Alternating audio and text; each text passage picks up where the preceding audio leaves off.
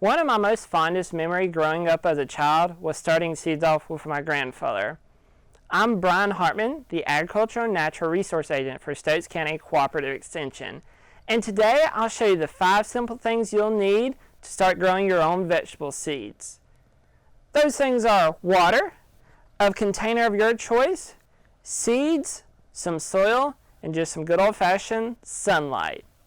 So one of the first things when you start is picking out what your favorite vegetable seeds are that you want to grow at home. Right here I have a pack of tomato seeds that I'll start growing.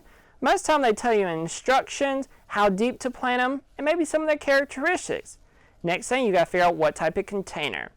Right here I have some plastic containers, some cardboard, I have recycled egg cartons, I have a pan, and if you're stuck at home and don't have a few things, you can actually take toilet paper rolls or paper towel rolls and reuse them to grow seeds in.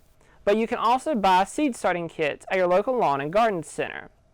Now once we've figured out our seed, our container, I'm going to use this cardboard container right here. I figured out this seed pack needs to be about an inch deep. I'll go about an inch deep with my pencil, or you can use your pinky. Then I will place the seed in that hole.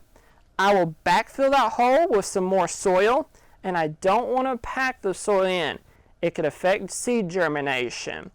Once I've got that done, I will place it where I want it at, and make sure when you do, you water it in very well. You've already got your first step started on how to start your own vegetable garden. Come join me next time and learn a little bit more about horticulture.